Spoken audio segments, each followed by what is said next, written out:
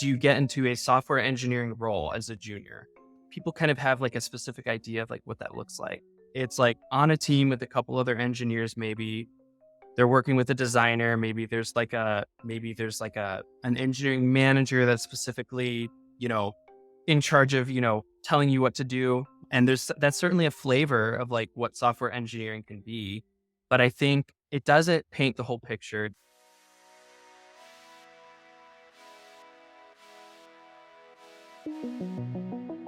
Welcome to the Junior Jobs Podcast, where we give new software engineers actionable job search advice relevant to today's job market. In today's expert interview, I'm talking with Nate Hobi, who is the founder of HireJS, a service that helps you build your coding career organically through freelance project work, which doesn't have any experience qualifications. So if our conversation today piques your interest, and if you're looking to break into code as soon as possible, without waiting around for an abundant job market, HireJS is looking for 15 to 20 people for its next cohort, which is starting soon. So just use the link in the show notes and mention you heard about them from the Junior Jobs Podcast, and you should get $1,500 off their program. Well, welcome to the show, Nate. In the introduction, I mentioned your new service at HireJS, where you help new developers get that first job in record time. And prior to that, you were a software engineer at Amazon. So first, I just have to start by asking, what prompted you to make that switch? Yeah, that's a great question, Eric. A lot of folks who are sort of entering into the scene, a lot of us have these lofty goals of getting into something like an Amazon, a Facebook, or a Google. Why would you ever want to leave that? I just want to say, like, first and foremost, I really enjoyed my time there. I was there for 2 years, worked on 2 incredible teams, and felt like I really grew as an engineer and was sort of exposed to a way of doing things at scale that I'd never, had experience with before. So 10 out of 10 in terms of that experience, and, would potentially consider going back someday. But I have been, I guess, like, mentoring early career coders in my general network for about 5 years now. And it's just something I really enjoy doing. Um, I remember so vividly, like, the pain of, breaking into coding, sort of having this desire, this hunger to like figure out, how to tell a computer what to do, right? And do that in a way that is hireable, and to break into a career. Um, it's great. We have a ton of content. You can basically learn everything for free. And that there's no complaints there. But because there's such a width of information, it becomes very difficult very quickly to sort of navigate all those different voices and like move towards your goal with intention. So having experienced that pain for myself, and then having worked with others within my general network, just really got a taste for providing that clarity to other people and helping people just get to their goals faster. That was something that I found very compelling. Got a lot of satisfaction out of that. So I have an opportunity to pursue that full time now. So I'm really stoked about that. And yeah, hopefully that gives a little context for, why I'd want to leave, an opportunity like Amazon. Absolutely. And thank you for paying it forward. I can definitely relate in my own journey, and obviously my own story for helping juniors where I can. Part of it is related to at some point, code is code and code is fun, but it's really the people that I interact with that give me the most Yeah. fulfillment. And the more I can kind of help and mentor juniors, the more personally fulfilling that is, as opposed to, I don't know, shaving off a few milliseconds off of an Right. API or pushing out a feature a little bit Yeah. earlier than, the deadline. That's not as It's great. Right. impactful as this. Yeah. Totally. Yeah. Cause I mean, a job, specifically, I know you target non-traditional Right. backgrounds. A job in software engineering can be life changing. Somebody going from manual labor or working Totally. in retail or thought they could, never go to college. That's what you're able to provide. And to be a part of that story is just Yeah. so good, Yeah. so fun. Yeah. I agree 100%. S- So then looking at your website here, and I want to talk a little bit about this program that you're Yeah. offering. You mentioned providing something called a missing manual, so to Right. speak, for getting that first job in tech. Can you expand a little bit on what you Sure. mean by I that? recognize it's a little clickbaity, and that's because it is. So I can definitely clarify that and sort of unpack it a little bit. Um, I suppose like the reason it's phrased that way, the missing manual, is because I see sort of a general approach within just the landscape to breaking into software engineering that looks a little something like the following. And you tell me if this resonates with you. Um, but you do some tutorials where you kind of catch this interest in coding. And then you do a boot camp, maybe go get a college degree or something like that, or maybe just take some college classes that are related.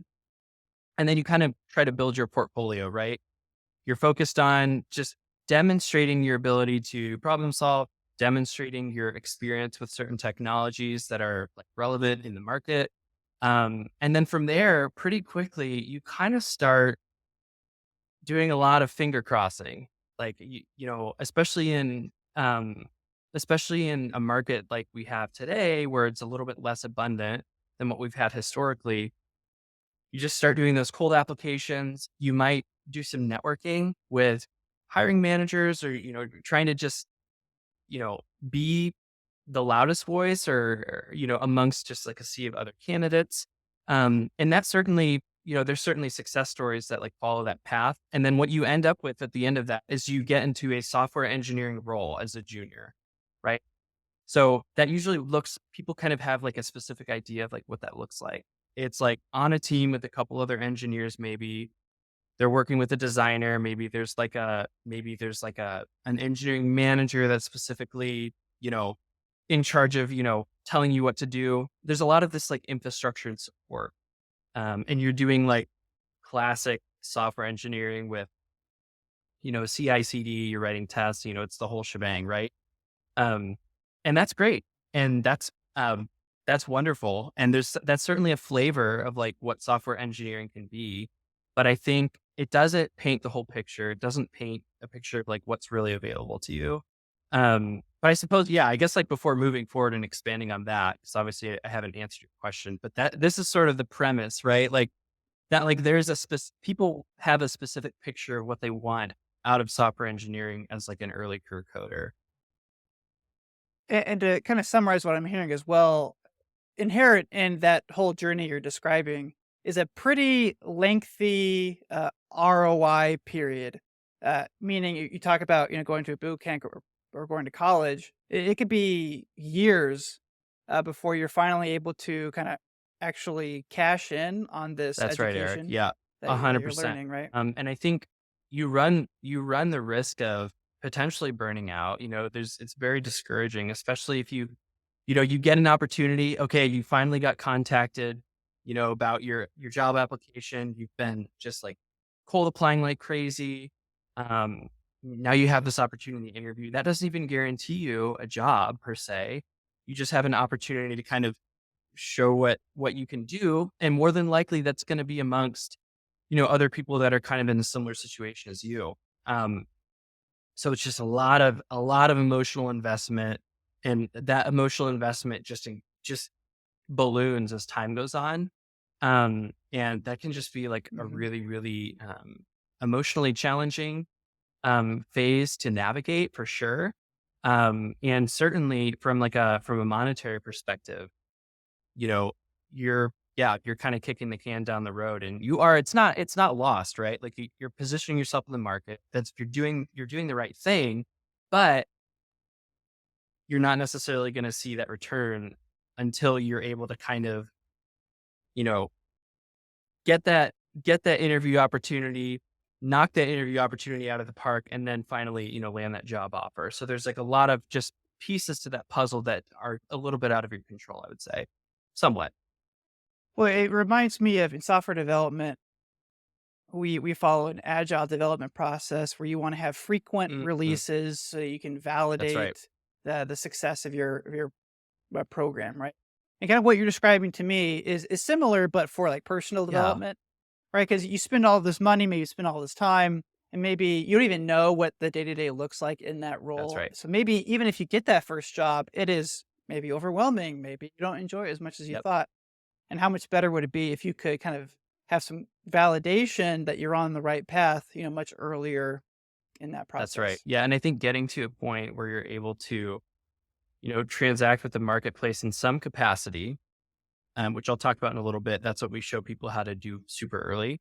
Um, Not only does that give you that validation, not only does that give you that return on investment early, but it also gives you a little bit more of a sense of control in your career, right? Because as you're able to, do that early and not necessarily be pinning all your hopes up on this specific type of opportunity that you're looking for, you're a little bit more leveraged when you go into those conversations, right? You've been able to taste the fruits of the skill set that you have, and now you can look at these opportunities with a little bit more objectivity and say, okay, like here's what's important to me, right? So you're not just going to like bend over backwards for a situation that could even potentially be exploited, right? And that Yeah. happens, and I've talked to people where that's a reality. It's like, okay, like I got this job, but it's kind of in a toxic environment, and like the manager really just likes to walk over everybody. You certainly don't want that. Hmm. So then let's talk a little bit about that program here. So what does it look like, feel like to read that missing Sure, manual or to go through that missing manual? Okay, tactically, what does sure. that look like? So the just sort of like a high level, I can give you the high level approach of like what we do, right? It starts with sort of this understanding of like, you know, kind of having this idea of what you think software development can look like. And we instead say, okay, look, there are a finite, limited set of things that you can learn and immediately start exercising your general network to make money. So it's sort of it's kind of like what I would call it sort of a three-step process. The first process is getting really, really clear on the fundamentals of web development. And the nice thing about that is it focuses on skills that are cross stack, right? A lot of people want to learn, they want to go learn the new thing, right? And that's totally, it's good to have that curiosity. It's good to have that, um, to have that drive to go learn new things. But at a certain point, um, people can really get stuck chasing their tails, right? Because there's always something new coming out, right? So not only do we teach you what those fundamentals are and teach you how to get really good at them really quickly, but we also give you a framework for sort of understanding, what bucket can I put this technology in, when it comes across my YouTube feed, right? I have a bucket I can put that in Mhm. so that it doesn't, continue to take up headspace as I'm, in the shower trying to go to sleep at night. Anyone who's self-taught or has kind of gone through that process, you might be, familiar with sort of this feeling of sort of always feeling behind, right? And always kind of wanting to make sure that you're knowing all the things. And there's so much to know and it's so noisy that having a framework for, what to put, each thing into is going to be really liberating and helpful and allow you to really put your mental energy and focus into things that are the biggest movers for you early in your career, right? Yeah. I mean, it keeps you focused, helps you avoid that overwhelm. Yeah, I know some of the juniors I've mentored through the years, they will pick up every language that they can see, and really nobody's expecting, from my experience, a junior that knows, Java and Python and React and Objective C and Kotlin. And I feel like you kind of dilute the effectiveness of you being a productive engineer in any one of those, roles or languages if you spread yourself too thin too That's right. early. There's not enough depth, but there's a lot of width. And width is a Mhm. good thing, but I think juniors tend to misplace where they should have their width. I think the width should probably come from um, project types or team types or situations and being flexible in those. So certainly, you know, telling a hiring manager, putting on your resume that you have experience with all these technologies can do that. But I don't think intrinsically, having gone through like a hello world or whatever in a bunch of different languages is going to be a big mover. Yeah. Yeah, and I think of it I like your breakdown. One more I'll Sure. add is like language families. Like I think if you were to learn, Python and .NET and Java, those are kind of like three different Right. worlds, three different language families. Versus if you were to learn like Node.js and then like a React front end, like those are different languages, sure, or frameworks rather, but they're all kind of part of the same language family or the same Yeah. stack, right? So if you can stay focused on that language family, I think you'll have more success and you'll get that depth Right. that you Yeah. need. That's a really good point for sure. Yeah. So you mentioned that this framework here. So can you kind of help expand a little bit? I don't want to dive too much into the No, no, secret no. sauce. Obviously, this is That's part of the okay. program that you're on. But what does So that yeah, so look the like? first step is getting really clear on those fundamentals and solidifying those. So we have some like just really good solidification mechanisms for giving you the depth that you need.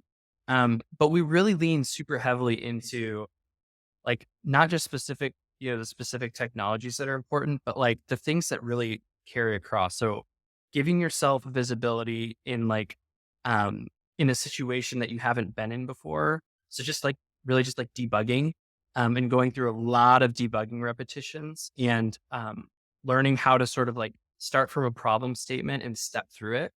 Um just kind of breaking down the whole process of iteration and hitting your head against the wall, right? I don't know if you remember this at all when you're starting out, but you have this okay, I've gone through some tutorials. Now I've got to build this thing. And it's like, you're looking at this, just this flat surface rock that you have to somehow climb up, right? It's like the blank slate syndrome. So how do you navigate that? Mhm, Like mhm. how do you break through that wall and actually get to the point where you can not just like type out this code, but sort of reason in it and problem solve in it. So we do that. We get you really clear on the fundamentals. And then after that, it's really about getting to that point um, where you can charge money for your first project. So it's not a full-time role per se, but it would be a gig, right? That you can transact with someone in your general network, which is what we mainly recommend, that it's someone in your general network or maybe one connection away. We show you exactly how to find those and like sort of categorize the different types of people and companies that are going to be the most willing to or the most likely to have a project need or a business need. Um, we show you how to find those, and then we mentor you through completing those projects. And basically, what you end up doing is you end up building a little freelance consultancy for yourself, right? Basically in your general network. And from there, you can kind of expand out and either just use that experience to get qualified for, that type of opportunity that we talked about earlier, or maybe you don't even really want that anymore. To give a little more context on my own journey, I did freelancing for 5 years full time. Like not, I think the word freelance kind of can sometimes make people think moonlighting or that it's not like your full time thing. But no, Mhm. I was paying my bills. I was, living life, had a family, just doing like freelancing. And that is definitely a thing you can do. And it's not going to be as controlled um, by the same market conditions that, you know, the types of jobs that you get at the startups that you get at the big companies that are controlled by, what the market's doing.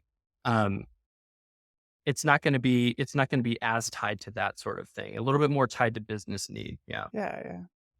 And if you start in your network or, 1 degree removed, I would imagine most people you're talking with are people that you already have some sort of relationship of trust with. So they may be more willing to kinda go out on a limb and help you if it's your first opportunity, or more patient with you as you work through, completing your task. That's exactly right. Has that been your Yeah. So, experience? Yeah. having that connection with somebody up front is great, but maybe you don't necessarily have one in your direct general network today. That's okay because Mhm. even in your general network plus one, that's a whole lot of people, right? And that's not the only overlap that you could potentially have. Right. Knowing someone directly is great, but we also, one thing that we really, really focus on in the program is reframing what networking means for you. A lot of people kind of think of networking as kind of this dirty word. It's kind of something that you can dump all this time into and really doesn't get you anywhere. And not only that, but it feels icky. Like while you're doing it, it's not really aligned with your true self. It's not, it just feels forced, right? Um, that's probably because, there's the people that you're trying to reach out to, if you're just cold networking with people, there's probably not a lot of overlap with, you probably don't have a lot to talk Mhm. about other than the things they can potentially give you, you know? And that's not like Yeah, yeah, you're going out and you're right. begging, right? Yeah. It Yeah. can feel Or like you're that trying, and maybe you're sometimes. trying to frame it where it doesn't seem like that, but it's really hard. It's like, there's a lot of mental energy that takes without it being, without, you getting anywhere with that. So what we really try to show people is, hey, actually, there's like 4 or 5 different categories of overlap that you can potentially have with a connection or a company. And if you lean into that, you'll find that going out and networking just becomes very, very aligned with who your true self is. And you don't feel like you have to be this like, influencer LinkedIn networking guru person. You can just talk to people and you'll have a lot to talk Yeah, about. yeah. You tell me if this analogy works or if it Sure. breaks down at any point. But it reminds me of when I was single, and I would go on these dates, and I would try to connect with women with like no context, and I would go and do things, go to the park, whatever things that I didn't even Right. enjoy. Uh, I was not very successful doing that. But once I started just being more engaged in doing the activities that I That's wanted right. to do and inviting women Yeah. to join me in doing the things that Yeah. I wanted to do, it was so much more natural of a That's right. conversation, and I didn't feel like I was trying to force a No, that's it. relationship, I'm right? going to steal that because that is an Yeah. incredible analogy. So yeah, 100%. Yeah, who'd have thought? Any single people on the call, they're getting some That's free right. dating advice here as well. Maybe we'll have a spin-off podcast focused on that, dating for coders. Well, good then. So, for your program, I really want to highlight something that our listeners can take away today to help improve their success on the job search. So, is there one principle or behavior from your program that you think if somebody were to embrace today, you think would make a big impact on their job search Yeah, journey? I can do my best to sort of boil something down here. I think if you spent any amount of time on your journey learning how to code and you feel like you're in a place where you have a decent skill set, I think it's time to start exercising that in a paid uh, transactional way. I think that's going to give you a lot of confidence in yourself. That's going to give you more confidence in your skill set. It's not going to be perfect. It's not going to be, you're probably going to knock it out of the park for whoever you're doing some project work for. But in your eyes, you're going to be comparing it to, everything you're seeing on LinkedIn from your coding connections.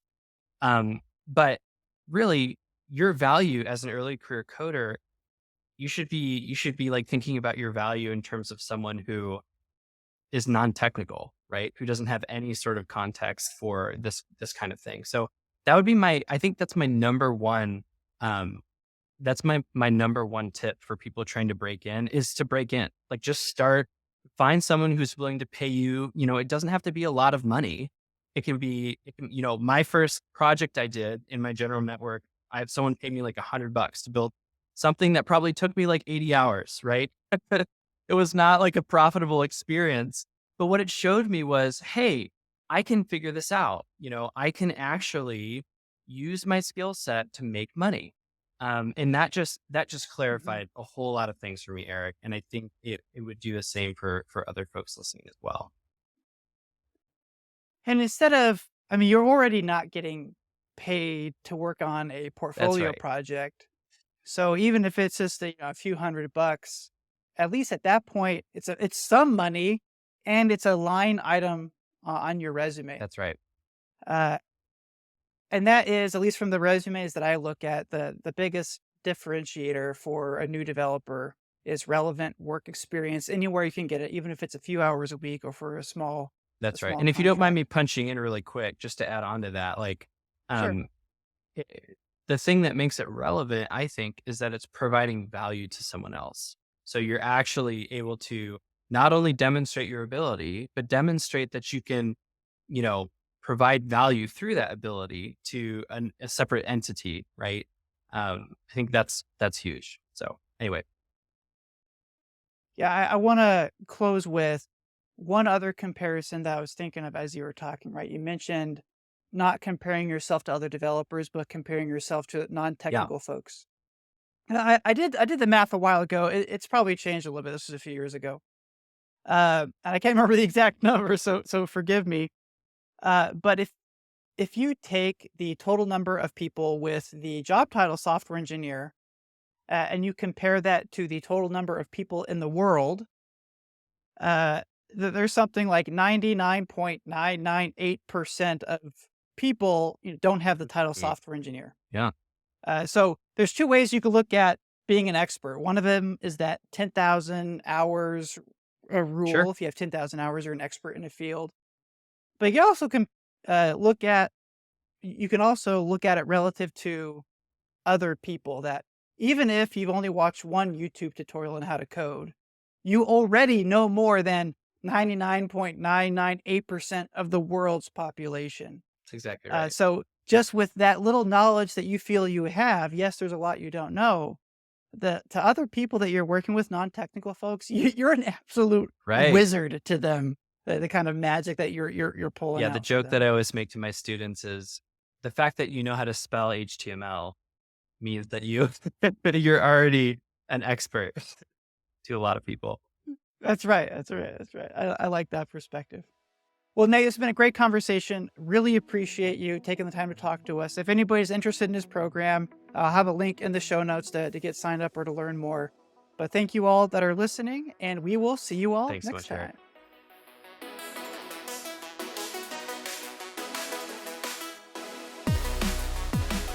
Thanks for tuning in to the Junior Jobs Podcast. We hope you found today's interview helpful as you navigate your own job search in tech. If you enjoyed the show, please remember to like and subscribe, as that helps us reach more developers in need. And don't forget to check the show notes for details on today's sponsor and other job search services that we provide. Thanks for listening and have a great day.